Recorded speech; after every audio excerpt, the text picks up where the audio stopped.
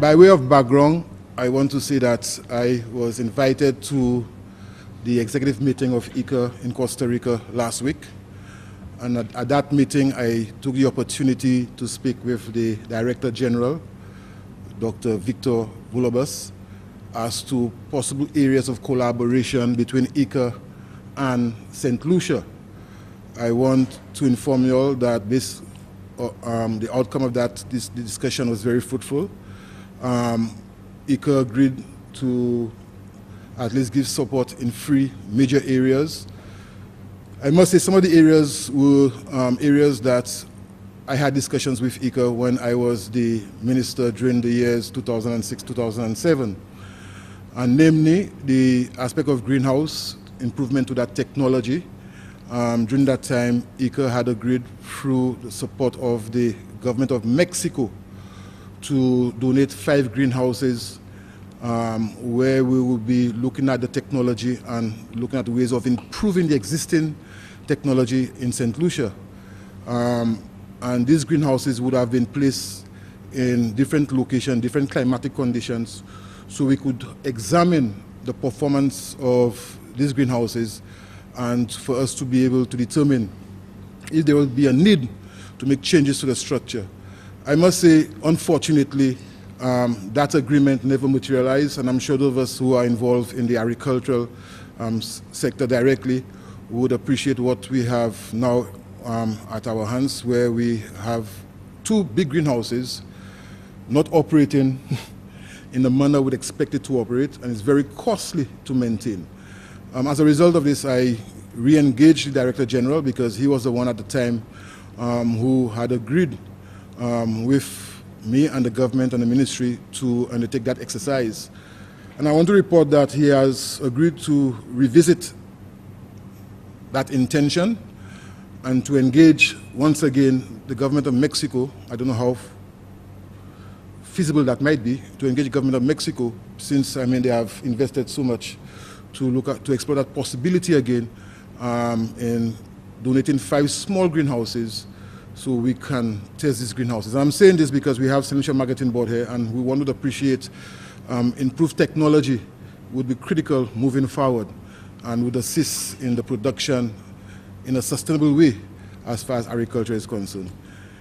The other area that we discussed was the possibility of giving support to our respective schools, because we know as a government we are continuing and improving on the school feeding program, and both entities here would have an important role to play as it pertains to the school feeding program. They have agreed to give support in looking at ways and means where they can encourage the schools that have the facility to get involved in agriculture and look at technology that we can expose our school children to, so at least we believe that would encourage more young persons to get involved in agriculture. And the third area, which of course we are here today to discuss, is the area of looking at providing support to the Saint Lucia Marketing Board and the Saint Lucia Fish Marketing Corporation as to how we can restructure these entities, taking into consideration the present environment that we are operating under. I'm sure management and board members of the respective entities would remember when I met with you all at the inaugural meeting, I informed directors and management that one of the responsibility would be to make recommendation to government as to how we can make changes to these entities to make it more viable and for it to be able to operate on its own. Like I said, I go repeat, government can continue to give bailouts. I've gone through this thing 5 years ago, and I'm coming back in the same environment. Unfortunately, we started restructuring the Saint Lucia Marketing Board. That plan never continued. And what I have been exposed to and what my government has been exposed to is late payments, both in question of fish, with our fisher folks and our farmers. Now, we cannot, as an entity, encourage our fisher folks and our farmers to sell to the Saint Lucia Marketing Board and to the Fish Marketing Corporation as first priority under that present environment. That is not encouraging. I have no doubt that as respective organizations, we can sit down and discuss how we believe that we can make the changes that would enable us to operate in a manner that can encourage our fishermen and our farmers to sell to these entities. So I know that there would be need for support. I know there will be need for consultancy as far as assisting our management and our directors in being able to accomplish this. And like I said earlier, ICA has agreed to provide that support. Okay, and I want to make it clear, we are operating under certain deadlines, because the Cabinet and the Minister of Finance, when we agreed to put the board together, did remind me that he would want to hear from the ministry as to what type of changes that we intend to make, and what type of resources that we would need to really see that these changes materialize. Based on discussions with ICA, we are looking at that process should be completed so I can make a presentation to Cabinet with your support by November. Because by November, that will be the time we'll be finalizing the estimates for 2017, 2018, and that's the time we have to influence the powers that be for resources for us to be able to accomplish what we believe would be the type of structure that we want in place as it pertains to the restructuring of these entities. And we have to do it. Because when you look at Saint Lucia Marketing Board, how old it is, 50 years, 60 years, Fish Marketing Corporation might be the same, not so old, but at least, I mean, it has been there around for some time. And when these entities were established, the environment that we operate in now was not the environment that we had when we established these entities. The market has freed up, and we're still operating in the same manner that we are operating when we started 50 years ago. So I know it might be a challenge, but I am confident that we can come up with the necessary recommendations that will enable us to provide reliable markets for our fishermen and our farmers. My own ideas as to moving forward, I know there have been some studies done in the past. There's nothing wrong in reviewing these studies and to see what are the recommendations and what recommendations we can implement, because, I mean, work have been done. But my ideas, and that's only my ideas, based on discussions I had with Dr. King, is how we can create an entity that's all-embracing. And I mean, what I mean by all-embracing, I mean how we can engage our fishermen and our farmers directly or indirectly in that new entity. Presently, we operate on our own, the fishermen and the farmers operate on their own. Is that the structure we want to continue?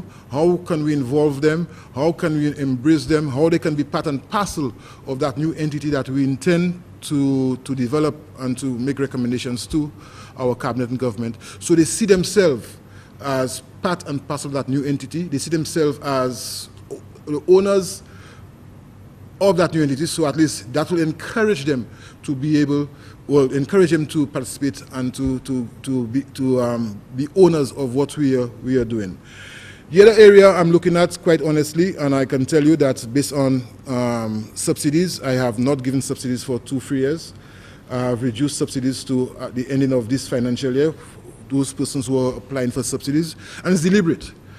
Do we give farmers, individual farmers, subsidies, or do we channel the subsidies through that new entity?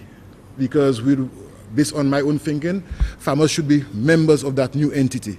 So farmers who are members of that new entity are the ones we should be targeting as far as subsidies are concerned. Because what we are realizing now, we give farmers, well, what the so-called large farmers in our context, okay, subsidies, and what's happening, they end up pricing the small farmers. And you're seeing a lot of the smaller farmers being marginalized. Is that what we want? Or do we want agricultural entity or agricultural sector that is all-embracing? So that's something we need to discuss. That's something we need to put on the table. I'm just throwing it out because I believe, I mean, that is my thinking, like I said, and it's for something that we have to look at as it pertains to moving forward.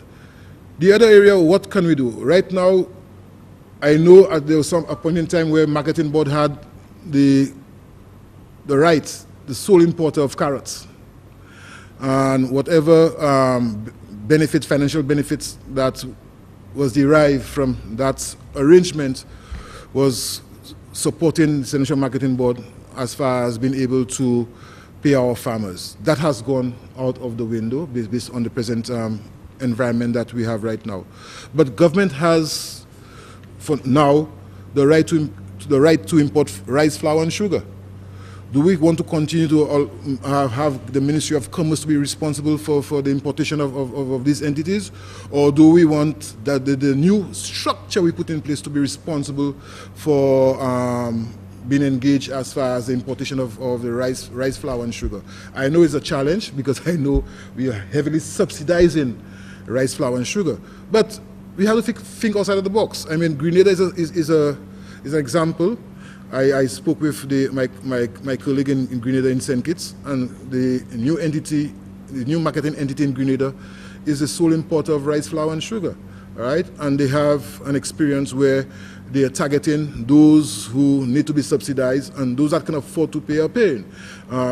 That's something I know we have discussed in the past, and that's something I am hoping that we can continue to discuss, and not only discuss, but come up with recommendation how it can be materialized. Now, benefits from the sale of these products can assist with agriculture, can assist in encouraging our farmers as far as production is concerned. When I speak of agriculture, I also speak about fisheries. So these are some of the ideas that I would want to see being discussed here this morning as to how we can give due consideration to what I have put on the table. But let me make it clear, what I put on the table is only my thinking. You all around the table have your own ideas, your own thinking, because you all are right now, well, not so much the new directors, but management have been around for some time. And management would know what are some of the recommendations that they would like to put on the table to make sure that the Saint Lucia Marketing Board and Fish Marketing Corporation operate as viable institutions. So, brothers and sisters, this morning, I'm looking forward to a very fruitful discussion. Like I said, we have deadlines, and today is for us to agree as to the areas that we want the support as far as ICA is concerned, so we can write to the Director General officially indicating to ICA these are the areas we would want ICA to give due consideration to, and by so doing, they'll be able to identify the expertise that will be able to come down here within the short period of time that we're speaking about, to be able to do the necessary studies, interact with the respective stakeholders, interact with management, interact with directors, and to come up with recommendations and options as to how we move forward.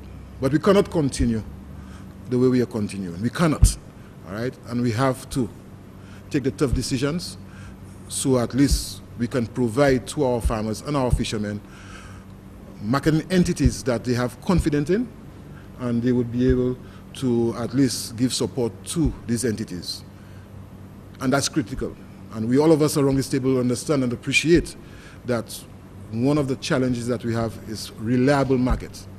And we need to develop agriculture, and in developing agriculture, apart from giving all the support with regards to inputs and subsidies, there must be a marketing entity that the farmers and fishermen has confidence in and would see it as being part and parcel of their own embrace.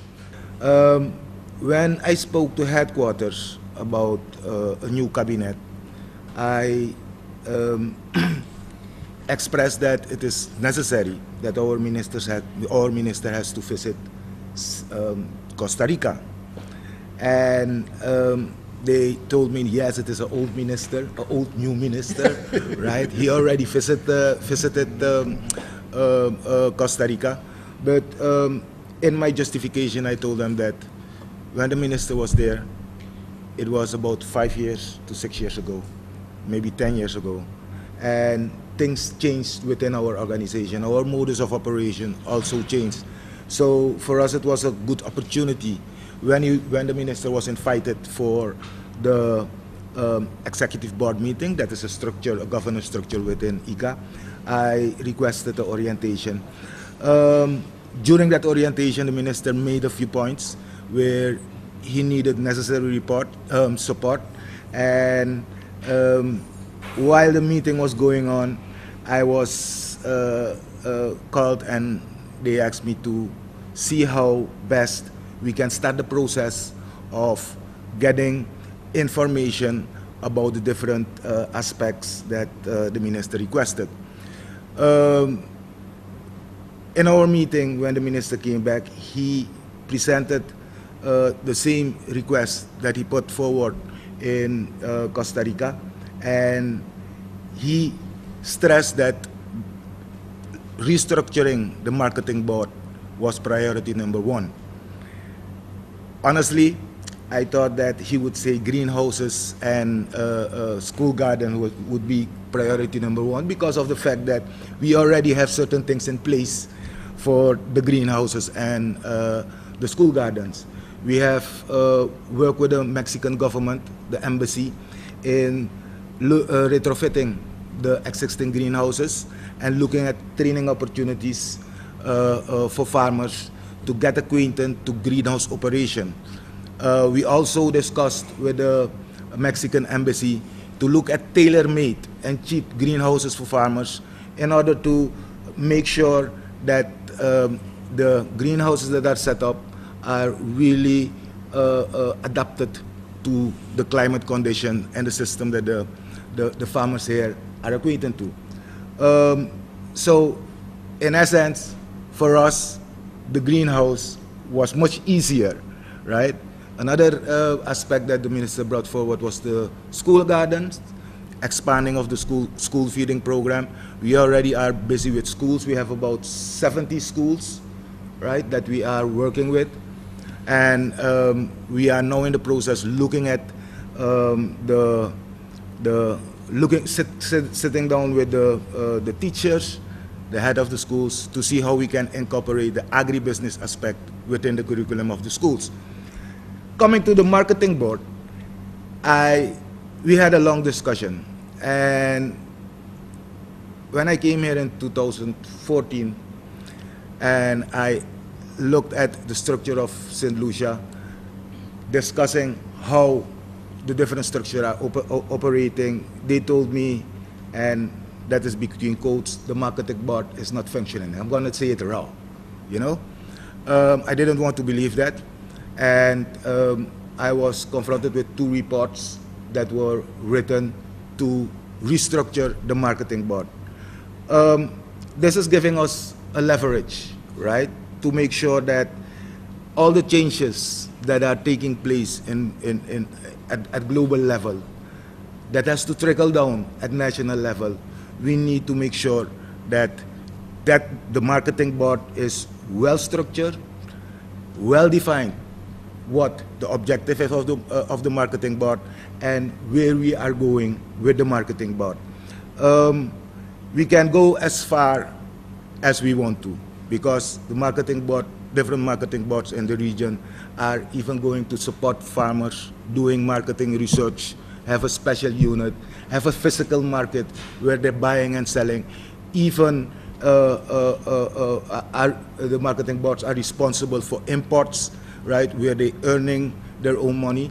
And it is necessary that we in Saint Lucia know exactly where we want to go. Having said that, I discussed it with our director in agribusiness, how we should approach this situation. And he told me that there is a team available, a team of experts, to come into Saint Lucia and make sure that they have hearings and come up with a proposal, right, how to restructure the marketing board. But it is necessary that it is adopted by the Saint Lucia stakeholders within agriculture and fisheries. And on the other hand, the ministry also has to approve where we want to go with the marketing board once the report is finalized. So having said that, today my colleague Brent Theophile will take the lead in the discussion, because of the fact that we have a system in ICA where we need to present a project document, right? And once we present that project document, we call it a rapid response action. Once we present that and it is approved, right?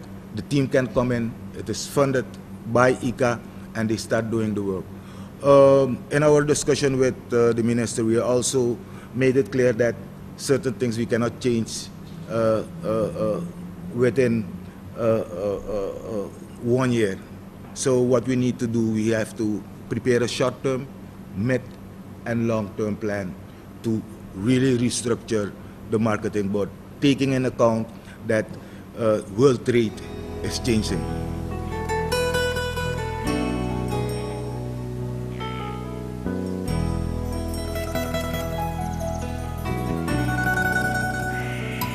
I think it is something that is extremely timely, and I believe that it probably should have been done probably a few years ago, because and this is something that we welcome, because I think it is probably going to provide the way forward for this institution. There is no question based on the farmers themselves wanting an institution like that to continue. However, there needs to be the changes made to ensure that it remains viable. So this current thing today really is very timely, and I think it is going to provide some direction as to how we go forward. Okay, I think the basic mandate that we have currently is to really look at the marketing board as it currently exists, the current, and how whether it is relevant at this point in time, and what can be done if it is not, what can be done to ensure that it becomes relevant. As you probably are aware, the marketing board has been in existence for almost about 50 years, but it has operated in that manner without any changes as far as the structure under which it operates. And you would have been aware that a lot of things have changed during these 50 years. There has been a lot of competition from other agencies, private agencies that are doing exactly what the marketing board is doing. And as a result of that, this competition, it puts a lot of pressure on an organization that is that though it has been in existence for about 50 years, has not really evolved, because it is guided by an act. And a number of the provisions in the act limits the ability of the marketing board really to do a number of the things that it should do in order to maintain its relevance in the system. And I think this is the biggest mandate for the board, is to how do we structure the organization to maintain its relevance in the current environment. In terms of the way forward when it comes to constraints facing the marketing board, the main one on top of the list, I would say, is the cash constraint. That is a major problem. And despite our mandate as have been singled out to be the marketing entity for the farmers' produce throughout the island, we have been faced for a number of years with serious cash flow problems to even purchase large quantities from the farmers and to pay them on a timely basis. Another major problem that we have been faced with over the years is the limited capacity to market the produce. When I say limited, I'm looking at this just one outlet in the Castries area, as against where our counterparts within the Caribbean have had the opportunity to have probably 4 or 5 outlets. So that has been a major problem for the marketing board. Another area would be even to market the farmers' produce throughout the region. We're looking at regionally, extra-regional markets, where even to the extent that when the produce are available in large quantities, transportation more or less has been a major problem. Sea transportation by air transportation is another major problem, where we're not able to get transportation going to the respective islands within the region. It is one that is very timely, because the marketing board has been in operation for quite some time, and for the record, next year would be 50 years that place has been in operation. And we have been operating this entity in the same manner, I would say, for quite a number of years. And it is there comes a time that we need to revisit, we have to refocus as to what do we do with the marketing board. We need to look at that we are moving into an era where globalization has changed extensively. We have increased competition, and we need to really revisit the marketing board in terms of its entity's operation and to see how we can change the whole scale of operating this entity differently to ensure that there's some sort of viability and sustainability of the operation in the long run. So.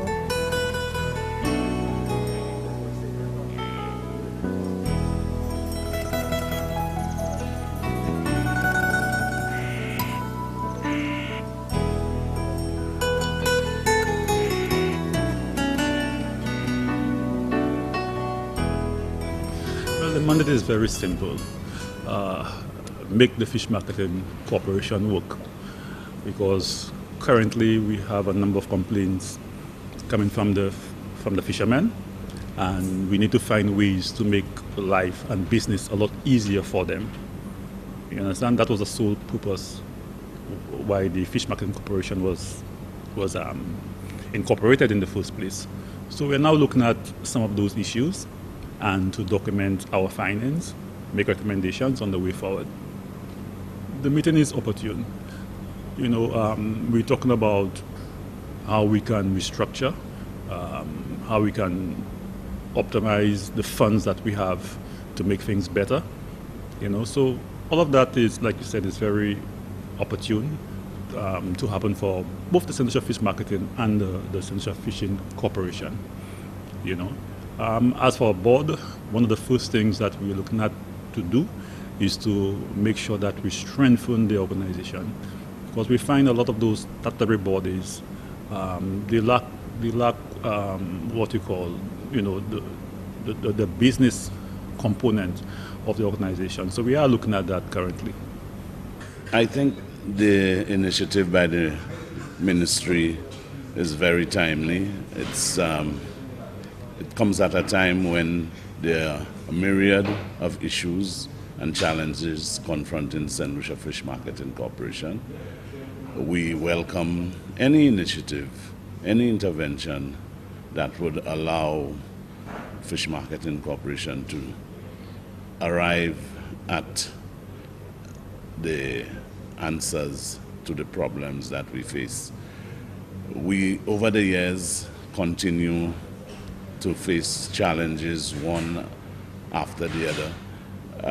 We've seen the mandate that we've had for 32 years remain, but the concessions and incentives that accompanied that mandate has been eroded over the years.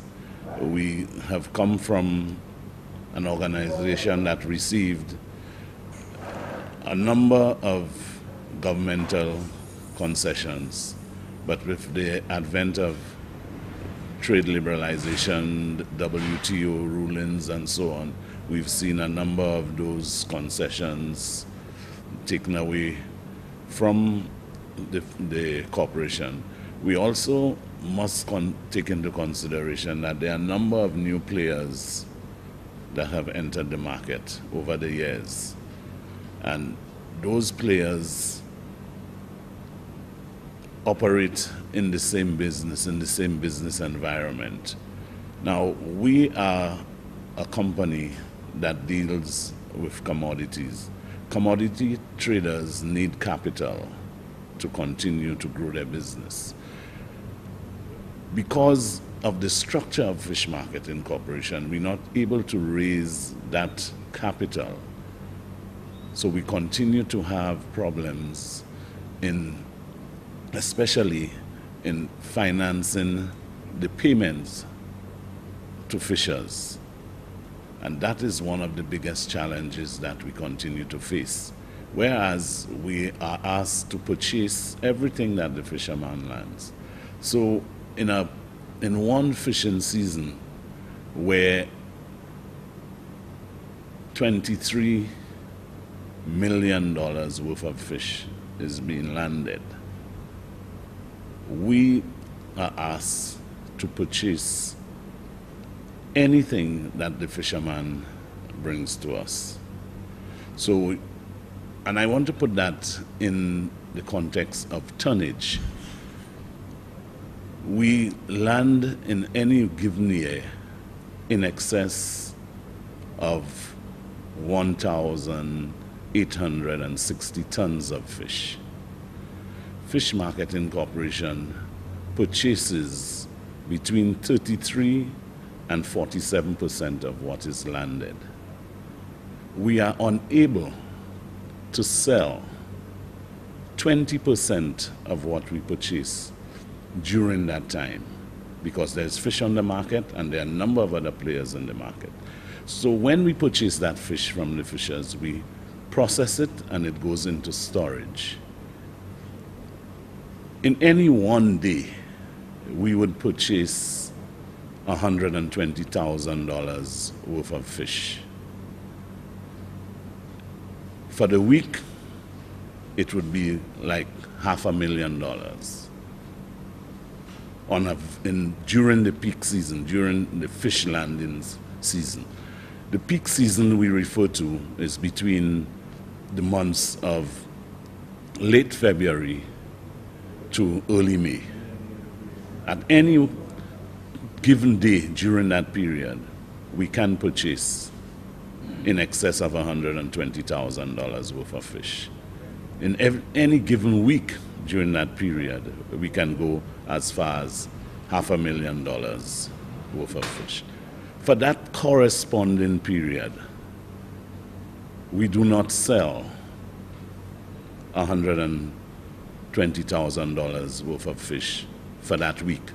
So whereas we have purchased $500,000 worth of fish during that week, for that same period, we are unable to sell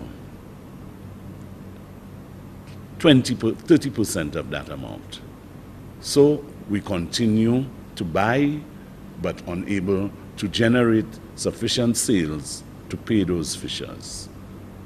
So we end up at a time when we have fish in our inventory, we have product in our inventory, we are unable to sell it as quickly as we can to pay fishers, so we end up owing fishers for 2 and 3 months. And this is the perennial problem of Fish Marketing Corporation. Apart from that, we have to use whatever funds that we generate, whatever revenue that we generate, to pay our electricity, which is, you will understand, is a substantial sum.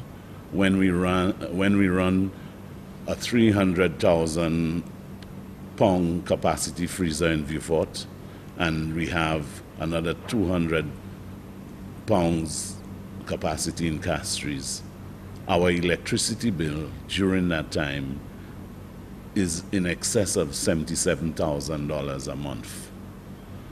We also have the cost of water for the processing of the product is in excess of $10,000. We have to produce ice to ensure that the product remains in a sanitary condition. So we ice at every stage of the process before we blast freeze and store. So all of these are costs. Our operating costs for the month would be in excess of $170,000. Our revenue during the peak period, that period that I speak about, would be about $320,000. So therein lies the problem. But we are asked to continue to purchase from fishers because our role is to support the growth of the fishing industry, the fishery sector. So where production takes place, we are asked to market.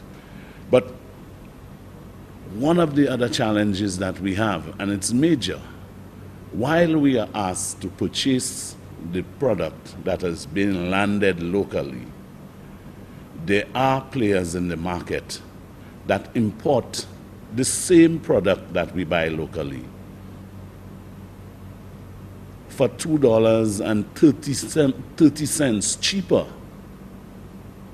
than we can buy locally. So they can get the product. For example, dolphin, what people now commonly call mai or dorado, that product is available for importation, landed in Saint Lucia at $5.15, $5.20, landed in Saint Lucia. But we are not allowed to import, but must purchase that same product from local fishers at $7 and $8 a pound, depending on the availability, what's available on the market. So while we are buying at $8 and $7.50, some of the importers are bringing in the same product and selling it in the same market that we have. There are also hotels who import the same product, and they have distribution companies, and they sell the same product. So the challenges we face are insurmountable. And this is why I think this intervention here is very, very timely, because I've often said that we cannot continue to operate this way. The government cannot continue to pump money into Fish Marketing Corporation. And the money that is put into Fish Marketing Corporation is crisis money. It's not money for the development of the Fish Marketing Corporation or to provide for operation and maintenance, replacement of equipment, capital projects. No, it's always crisis money. The crisis I speak about is to pay fishers. Every time government puts money into Fish Marketing Corporation, it's for the sole purpose of paying fishermen.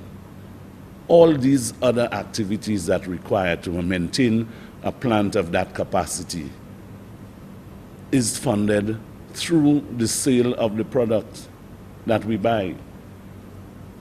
Our electricity bill, our water, telephones, maintenance of our trucks, the fleet of trucks on the road, all of these are funded through our own resources generated from the sale of fish. So this intervention here is very timely. We welcome it, and we hope that we can come up with some of the solutions to the problems that Fish Marketing Corporation face. The establishment of our restructuring of the entity is important. We have some ideas which we will share with the consultants. We'll have a number of concerns, decisions that have been made that negatively impact Fish Marketing Corporation, and we will share those with the consultants because we've written about those issues, and we will share it with them. But we welcome the intervention. We think it's timely and is one we look forward to.